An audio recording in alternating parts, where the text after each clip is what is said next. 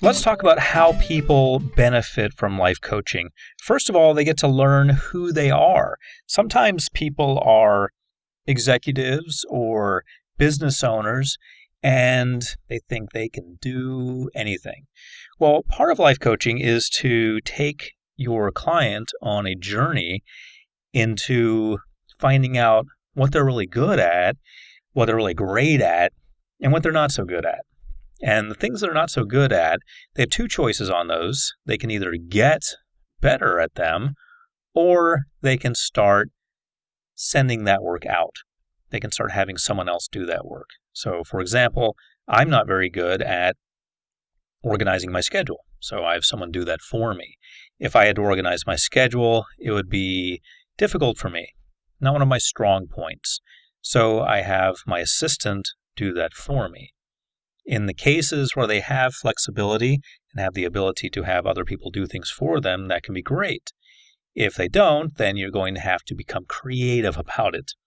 But part of the journey that you're going to take them on in life coaching is getting them to know who they are. Who they are means a lot of things, not only what they're good at, what they're great at, and what they're not so good at, but also, do they really want to be doing what they're doing? Is that really where they want to be? So if it's not, then they need to change paths, because you'll never be effective at something if you don't really love it. If your heart's not really into it, if it's not something that you really enjoy doing, you're really not going to be that productive at it or that effective at it. However, if you do love doing it, and you are good at it, and it is something that gets you up early and keeps you up late, then that's wonderful. So helping them understand who they are really has a lot of different aspects to it. You're going to, through the life coaching you offer, help them understand exactly who they are. Of course, this calls for you to know who you are, because every now and then the finger's going to turn and it'll be pointed at you. They'll say, oh, you want me to know who I am? Well, do you know who you are? So make sure that the things that you're working with them on are things that you are also open to working with yourself on. You're able to see into yourself and make those improvements that you need to make so you can be more effective at what you do. How about understanding your emotions? You're going to help your clients understand their emotions. Sometimes you're really not going to help them understand their emotions because they're not going to want to change. They're going to be a little rigid in this category, and this usually has to do with the people who are kind of dictatorial. They are like dictators in their business or their personal lives or everything they do, and they're just not going to change, and that's okay. I don't want you to force change where change doesn't seem to be coming naturally. However, you can at least, even with those people, help them understand how their emotions are fitting into the big picture. Maybe they're alienating people because of their emotions. Their emotions are really strong, and they're saying things in a certain way that really push people away, that really turn people off. And so by doing things differently, they can have different things come to them. They can cause different effects. They can cause people to actually like them rather than resent them because of their new ability to understand themselves and to work within the parameters of what other people think would be acceptable. Those parameters are not set in stone. Everyone has their own, but by and large, we have understandings of the way we'd like people to act in general, all of us do, and the way we would not like them to act. Certain things are, in other words, socially acceptable, and certain things are not. So getting people to understand their emotions, their highs and lows, can really help them. Also, people who are in business tend to sometimes get down in the dumps. They look at something and it's not working out. They start to feel a little bad about it. They start to think, wow, this really isn't going the way I thought it would. I think I'll quit now. I think I'll stop doing the business. I think I'll just get completely out of it. And they make these decisions sometimes because they just don't understand the highs and the lows that they're going to go through. They don't realize that overall the business is accelerating. It's going up, or at least it's staying steady. They think their emotional highs and lows have to do with the business going up and down, when actually it's all happening in their minds. So you're going to be doing a little bit of counseling with them. not officially counseling, not as a counselor, but you're going to be helping them understand their emotions, and this is going to be a tremendous gift to them. This is going to be the gift that really gives back over time. If they understand their emotions, they're going to understand how to deal with people, how to make people happy, how to get what they want out of life rather than upsetting people, rather than being tossed around by their own emotions. They're going to realize that everything's okay and their emotions are okay too. And they can separate the way they feel about their emotions from how they feel about their life in general. How about helping people know what they want to accomplish? Once you know what you want to accomplish, you realize that your life works more smoothly.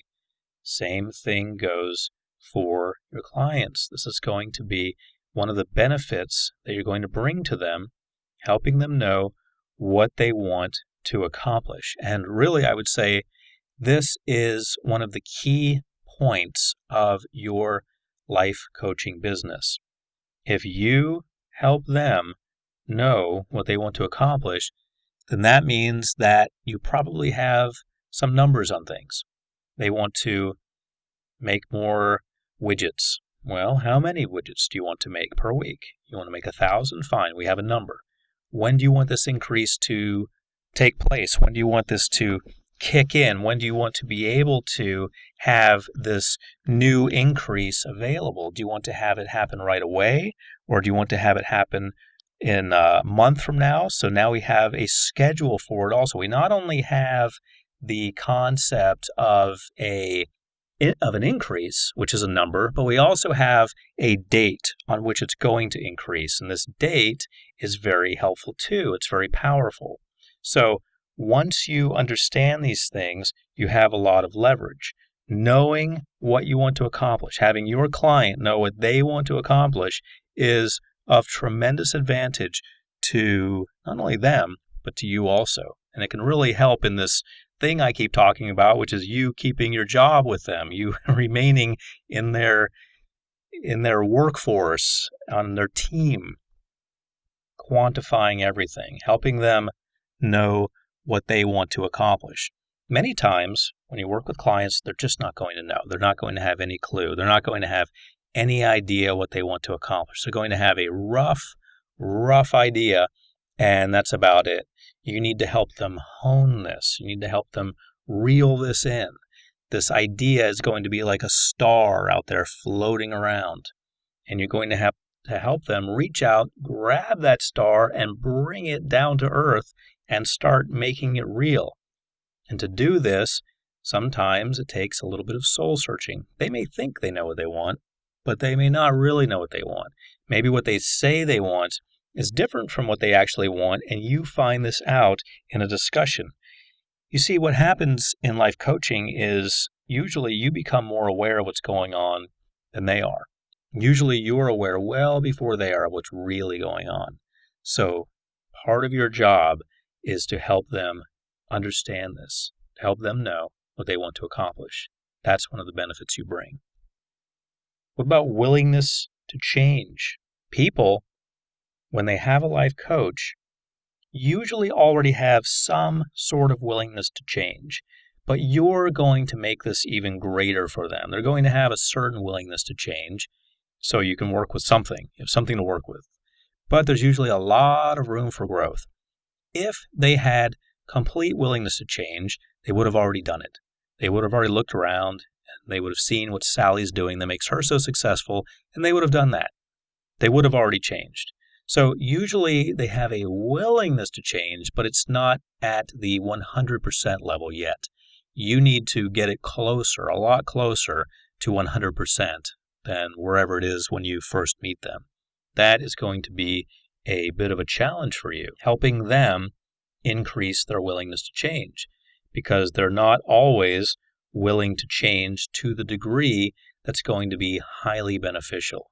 You need to make sure that their minds are wide open, that they're really willing to change. Now, this isn't always going to be the case, and I don't want you to get caught up in a situation where you're fighting them, ever. If you ever find yourself fighting a client, you're going to lose. You're probably going to lose your job. Okay, and I know I keep saying that, but you have to realize that there are certain rules that you must not disobey. One of the rules is don't fight with your client. You can be right and unemployed, and that's not really a good position to be in. So, if you get to a point where you feel that they're just hard-headed, and if they just listen to me, we could change the world together. If you ever get to that point where you feel that they're really thick-headed, hard-headed, they're not listening to you, and they should, you need to step back, take a breath, realize that they probably hired you, or they at least agreed to work with you, so they're not completely thick-headed like you may think they are. They do have somewhat of willingness to change, but you need to reposition what you are bringing to the table. Rather than cramming it down their throats, you need to serve it up on a nice plate with some fruit and some cake and so forth. You need to make it something that they want to do. That's part of your job, getting them, enticing them to be willing to change when you see that it's going to be for their benefit. Self-awareness. You're going to bring them self-awareness in a nice way. As I've said, you're not just going to walk in and say, hey, this company's ridiculous. It's not working because nobody has any sense, and nobody does anything that actually works or makes money. That's why you're failing. You're not going to walk into a business and say that. In many cases, you're going to feel like saying it. You're going to wish you could bulldoze the whole place, replace everyone, and build from scratch. You're really going to be in a situation like that. You're going to wish that. But that's not the way it actually happens. What you're going to have to do is work with the foundation that's already there. You're going to have to help your client have some self-awareness, awareness of what's going on, not just with your client, but with the situation at large. And once they have that, then you don't need to be forceful. You don't need to use harsh words or show them the quote-unquote harsh reality that they refuse to look at. They're going to see it for themselves. Once they become self-aware through your help, they're going to be able to see that and not just make that change, whatever change you think needs to be made, but a lot of other changes. And not just during the time that you're working with them, but from that point on. Because once people really tap into self-awareness and get some distinctions, they're going to be able to make a lot of changes on their own. And that's really what you want to do. This is about empowerment. You're not trying to cripple them. That's not the situation that you should be trying to set up. And if you ever find yourself in that situation where you're trying to artificially create more reasons for you to be there, then let it go and do them and yourself a favor and walk away. Because milking a client is not a good thing. It's not beneficial to you or the client or to your reputation. But what you do want to be working on is helping them with their self-awareness, helping them develop those skills that are going to allow them to see what you see so that they can take the reins from then on, so that they won't need you, so that they can see things through new eyes, through a new enlightened approach. And this comes from them gaining insights. And the way you work with them to do that is you very subtly and politely show them what's going on. And when you want them to change, you say, have you ever thought about this? Or have you ever thought about that? Usually they haven't, and if they have, they dismissed it, so you help reintroduce it to them. What about being in tune with people around you? That's one of the benefits from life coaching. People who work with a life coach get in tune with the people around them, usually through self-awareness and a willingness to change, and knowing what they want to accomplish and understanding their emotions and knowing who they are. But sometimes just by virtue of having a life coach in general, they get in tune with the people around them. Because part of what you'll be doing as a life coach is showing them how their interactions are either helping them or hurting them. When their interactions are helping them, then they are, of course, beneficial, and they should continue doing those things. When their interactions are hurting them, then they need to change. But interactions have to do with other people. Most of business has to do with other people. Sometimes in certain internet-based businesses, it's more so a matter of what the person does, what the individual does. But even in internet-based businesses, people have to deal with other people. Even though it's online and through emails and may seem very impersonal, there are still other people at the other end of that email, other people representing that other business that they're having to deal with. So a lot of life coaching has to do with helping people be more in tune with the people around them.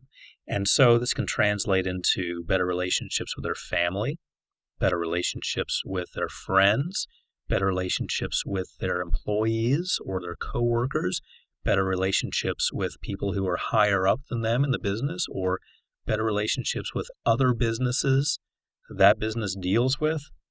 This can translate into a lot of different areas and add a tremendous amount of benefit. But being in tune with people around you is one of the major benefits from life coaching, one of the major benefits that you are going to be asked to bring to the table. So you're going to be finding yourself coming up with new and creative ways to help people get along with others, to sympathize and empathize with those around them. Sometimes people in business think that they're islands unto themselves and that they are self-made women or self-made men, and everything they've got they had to fight for, and they've got a very individual type attitude. They're strong individuals. And this attitude that they have, that they bring to everything that they do, sometimes can be hindering them. What about the ability to set and reach goals? The ability to set and reach goals. Now realize that once they're able to do this, they're going to be able to do this by themselves. This is something that they're going to learn how to do, and they're going to be able to do it for themselves. They're going to be able to set and reach goals. And you get them there by holding their hand at first. At first, they need their hand held. But didn't we all, when we were growing up? Did we learn to feed ourselves all by ourselves? Did we get the jar of baby food out of the refrigerator or the cabinet and open it ourselves and teach ourselves how to feed ourselves? No, of course not. Somebody did all this for us. We had to be bathed, etc., every day for a long time and shown how to walk and so forth. We probably would end up walking eventually ourselves, but people sped up the process for us. If we were alone and having to do this all by ourselves and maybe just had someone to feed us, we had to learn how to walk alone, it would probably take a lot longer for us to figure out the whole balance thing. If somebody wasn't encouraging us and clapping, saying, "Oh, good job, you walked across the floor."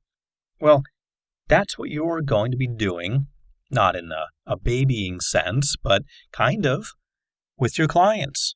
You're going to be encouraging them to take those baby steps, to learn how to eat food, to learn how to walk, to learn how to take care of themselves. It's going to be almost like working with an infant.